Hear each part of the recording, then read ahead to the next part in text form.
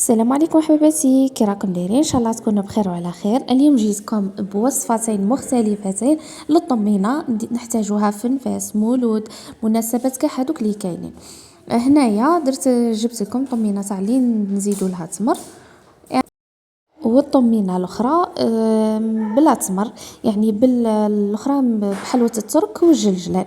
يلا نبداو في الوصفه تاعنا. هنايا ليطاب الاولى اللي مفروغ منها انه نقلوا السميد تاعنا اللي يكون متوسط ونديروها بجهه نخلوه يبرد، ومن بعد نحكموا ندو كونتيتي قيمه زوج تاع لي بول تاع سميد، ونزيدو شويه حساب مغرف تاع قرفة ومغرفة صغيرة تاع عود، وشوية ملح.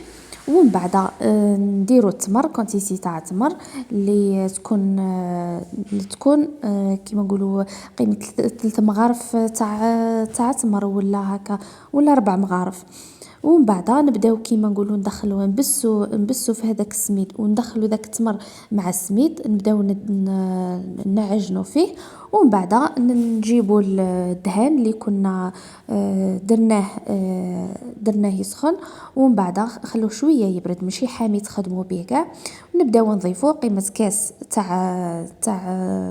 تاع دهان، ومن بعد نديروا نص كاس تاع عسل. العسل ثاني نحموه باش يضمننا انه الطمينه تاعنا تجي طريه. ومن بعد نحكموها في مول، اي مول باغيين تخدموا به، وتبداو ديموليو كيما قلت لكم تبداو ديموليو في الطمينه. ومن بعد ديروا المكسرات اللي عندكم تزينوا بهم من الفوق كيما انني خادمتهم هنا، ولا بغيتو تخلوها نورمال خلوها نورمال عادي.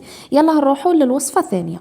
الوصفه الثانيه نحتاجوا فيها نجيبوا جلجلان وحلوه الترك، نفوتوهم في الاشوار يترحاو. ومن بعد نجيبوا الدهن والعسل نحموهم، قيمة كاس دهن ونص كاس عسل نحموهم. ومن بعد نبداو كيما قلت لكم في ليطاب التاليه نبداو نضيفوا في هذاك الجلجلان وحلوه الترك اللي رحيناها، ومن بعد نبداو نضيفوا في السميد بالتدريج. ومن بعد نديروها في ليمون ولا الطبسي ولا اللي راكي باغيته، وتزينوها من الفوق بالمكسرات اللي راكم باغينهم. هذه هي الوصفه تاع الطمينه، وتجيكم طريه ما تيبسلكمش. السر انه تحموا الدهن والعسل، وتزيدوا ما ديروش قيمه العسل كيما الدهن. هذه هي، والسلام عليكم.